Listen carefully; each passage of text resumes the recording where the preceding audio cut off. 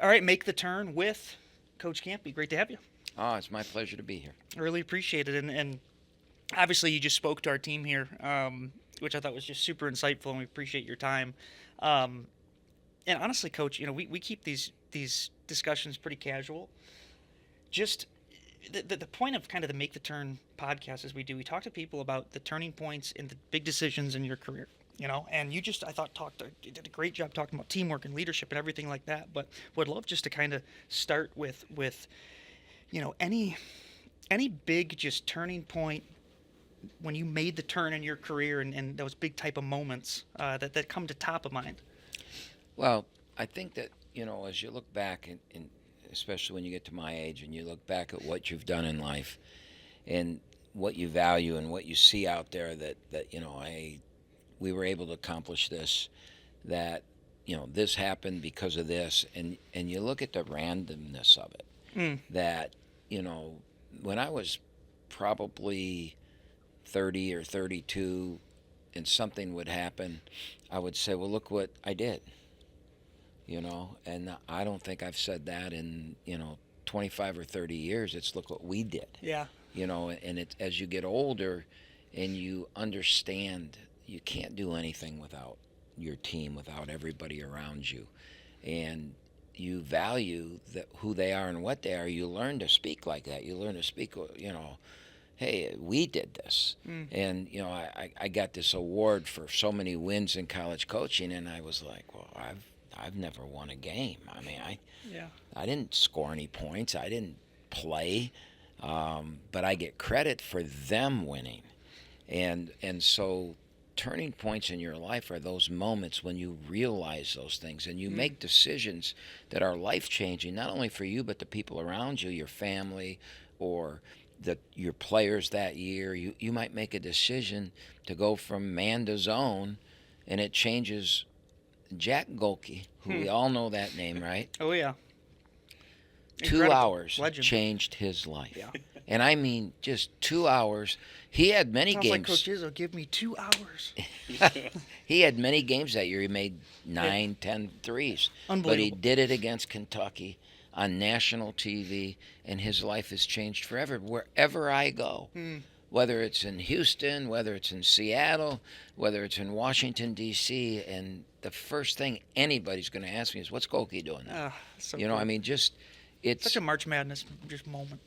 yeah, and you get when you're part of those things, you never know when these life-changing moments or decisions are going to happen, and that's why you have to stay humble, understand that everything that you do is wrapped around in who you are and what your group, your family, your team, your workplace, whatever it is, you guys do that stuff together. How do you go about preparing your players for, life is about evolving, your career is about evolving? You mentioned when you were talking to our team that you were a broadcast journalism major. Obviously, you're not He's a natural. necessarily He's a natural. a great speaker, but obviously you're in the coaching profession now. I'm actually a broadcast journalism major as well, but I've pivoted multiple times, throughout my career. How do you go about preparing your players for, hey, just because you think or you want to go to the NBA or the Euro League or whatever, or hey, you're going into school for finance, you need to be ready to pivot. You need to be ready for all of the evolution that life brings. How do you do that? We preach that we're going to teach you the habits. We're going to work on making you understand what optimal you're going to get the best out of yourself, your top performances, how to compete under pressure, how to gain peak performance through diet, through life's decisions, through, we do things like we bring in, now that we're paying everybody, we bring in bankruptcy judges and things like that. So we put an area out there that we prepare them, but we don't say this is for the NBA, this is for this. This is for life. If you give me everything you have, you learn how to play. You get your body in peak performance. You get your mind where you can go through peak performance. You can handle making a free throw with 3 seconds to go and 18,000 people screaming at you, maybe 3 million people watching on TV. If you can handle the pressures of those things, where life takes you, you have no idea, right? Yeah. We have no idea where life's going to take you, but you're going to be prepared for what life throws at you if you'll just, stay the course, believe in what we're teaching and that. And so those are the things we preach. Well said. No, look, I'd be remiss if I didn't ask about. God, of course, it comes to mind. Make the turn, big turning moments. How about going from Division 2 to Division 1? Oh, And can you I just was let us against that. a little behind the curtain on like that? I'm fascinated, like that process, or how you go from D2 to D1, and How can it we go changed the back in program. time a little bit and how that happened? Yeah, I was against it. Oh. Of the 10 people in the room that voted, I was the only voter saying, I don't really think we should do this, because I wasn't sure that the school was going to invest the way they needed to invest. I was not sure. First of all, we were just coming off a Sweet 16 appearance in the Division II National Championship. I had everybody back. We were going to be favored to win the national championship, and we weren't even going to get to play for it then, So probably that had something Yeah. to do with me not wanting to go that particular year. But I was concerned about it, and our president, Gary Russi, at the time was devoted to doing it. The people around him were devoted to doing it, and I kept preaching we have to do it the right way. We've got to change we got to find a way to make money. Right? You just, money doesn't fall into your laps. We were the pioneers. Who's going to buy a Pioneer logo, right? I mean, what is a Pioneer? We didn't even know what the logo was. Half of our teams had a guy with a coonskin cap, the Pioneer, the old Western guy on a wagon train. Part of the university had a spaceship landing on the moon, I think it was, that they were pioneers of the future. We didn't even know what we were. And I really, really preached that we had to, we got to get a new logo, we got to get a new way to brand ourselves, and we have to go into this thing, full go. And we had a president at the time that wanted to do it, and they did it. And, we were very fortunate because I had such a great team. We were able to keep most of those kids through the transition, and we actually won. Our first year in Division I, we won the league championship. Yeah. We couldn't go to the NCAA tournament because we were banned for that for 4 years, but we were able to win our league championship. And probably one of the greatest players I've ever coached, Matt McClellan, left us and he got drafted by the Blue Jays, and he went to minor league baseball instead of sticking out through the transition. Legendary and accomplished head coach, and I think you were telling us this is going to be the 43rd team that you've had at Oakland. Longest tenured, right? Yeah, I mean, obviously that's quite the Unbelievable. remarkable feat. Congratulations, too. I mean, it's Just means unreal. I'm old. Oh, no. I'm sure that there's been phone calls, opportunities, interest, offers over the years. What, you talk to young people, professionals, people who have had a long career at this point. People are jumping every 2 years, 3 years, 7 years, whatever it may be. What's kept you here, and why do you enjoy the fact that you have been at Oakland for this long?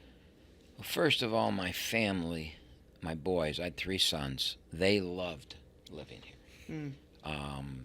They a lot of friends. They grew up, obviously, the whole way through. They got to stay in one schools or, the schools they wanted to go to. Their friendships. Living in Oakland County, as we all know, is fantastic. Yep. Our schools are great. The sports are great. I'm a big weather fan, too. I know a lot of people say go south, but, I like winter. I love basketball in the cold, right? I mean, that's when it's supposed to be played. And so that was a big thing. Financially, I was fine. I didn't really chase money. The woman I was married to she was not a stay-home mother. She works, and she probably made more money than I made. We had everything we wanted. So why chase something? And I was never offered anything that I wanted.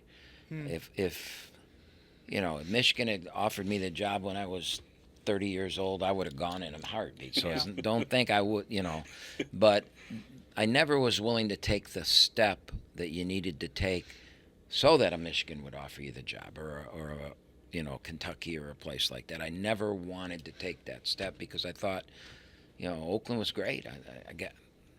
Think about this. When you go to the Oakland game next year, if you come to a game, and we got a chance to be pretty good, so there'll be 4,000 people in the seats, and probably not one of them knows another coach at Oakland, right? Not one of them can say, "Oh, when so and so was the coach, we used to do this. He was way better than this guy." Yeah. Because Right. they only know me, and there's some good with that. There's some good with having this culture there that people come to the games, they know what they're going to get, they know what they're going to see, and it's just been a long tradition of basketball with the same guy running it, so it's kind of a cool thing. We always like to kind of ask as well, what would be your biggest piece of advice? We talked a lot earlier about different generations, obviously, but biggest piece of advice for someone who might be watching this and is thinking about making a change, making a turn, really betting on themselves. What's your advice just for instilling confidence in people that want to go chase what they want, their goals? Talked to Allison about it earlier too, but you said, hey, what do you want when you're 37? Well, I know a lot about betting, and I hear a lot from players and people. I want to bet on myself. And my advice to them is you got to understand that casinos exist in the world and sports betting exists in the world because you can't win, right? Those casinos, you can win a little bit. Yeah. So if you're going to bet on yourself, you got to hedge your bet, right? And you can't just be reckless and say, "Oh, I'm going to do this, so I'm going and doing it." You've got to hedge your bet, and you've got to be smart in what you do, and you have to understand that, like what you guys have done in life, right? You've created something new, and you understood what the risks were, and you understand what the rewards are. And you understand that the risks are there. They're real. And if I don't work, and if I don't do this every day, and if I don't come in every day, and I'm sold, and it's got to be this way, or I'm going to fail. Yeah. Right? And so many people want to say, "I want to bet on myself," and then they go out there. We have a thing on the wall. In our locker room, there are very few saints. But the one you see when you walk out to the practice floor, every day you see it, it says, "Everybody wants to be great until they find out what they have to do to become great." Yeah. Right? And think about that. Everybody wants to be No great. doubt. Right. Everybody wants to Right. bet on themselves until they find out how hard it is to Oh, bet yeah. on yourself. Yeah. And what do you have to do every day, right? You've thrown caution to the wind, and I'm going to go do this.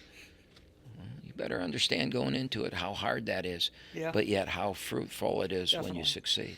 Definitely. Last one from me, I thought what you mentioned, talking about relationships and communication. I mean, obviously that's evolved, especially even over the last 10 years, 12 years, whatever it may be. But how do you express how important relationships are, and maybe not thinking about it when you're 15, when you're 18, when you're 22, but it's so funny how things come full circle. I mean, heck, I knew you when I was in a completely different life, and now full circle moment, we're in a completely different situation Same. now, but you always want to make sure you value relationships and communication and things like that, because it's amazing how small a world is and how much we can all help each other. But you have to impress that upon a young person and make people understand that. How do you go about doing that? That was never really expressed to me when I was young. And, I had to find that out the hard way. There's if you reach way back into my past, there'll be some people there that wouldn't probably say very nice things. And I don't think that's No, possible. no. Come on.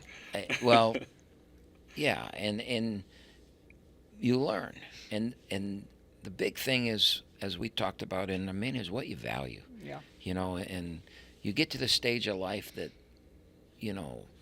we is way more important than me, and I don't, as I finish my career, I don't want anybody to say that guy was about himself. If that would be the worst thing, you could say I'm a terrible coach, and you might be right. You can say that I don't know how to run an offense, and you might be right. But if you say, that all he cared about was himself, you're gonna cut me to the quick. Sure. You're gonna hurt me, because that's not what I want. I want people to think that I care about those players, I care about Oakland University, and I care about everything that my life touches. That I'm trying to do everything I can to help it be better. And Definitely. that is, I didn't know that early in life. So we do try and preach that to our young men. We do try and preach how important a team is. And I think it was the first thing I said to your group today, is that, life's a team sport. Right. And you don't want to find out the hard way that it is. You want to learn it early and live it that way. Yeah, that stuck with me too. Even like you talked about at a restaurant, it takes a team to get that food out to the table. I think about even like heck, driving down the road, you're trusting that person on the other side of the road is going to stay in their lane and not swerve out. You know what I mean? Like everything's kind of this intertwined, team type thing. But Coach, just wanted to say, really appreciate you coming by, obviously, and also have loved, obviously Make the Turn, have loved working with you too. What we've helped out with some of your events, so definitely want to do more. Hope we can help, as always. I want you to do more, because you guys are great and you really helped us, and we're going to keep doing things. So stay with us. We absolutely will. Appreciate it, Coach. Yeah, My thanks, pleasure. Coach.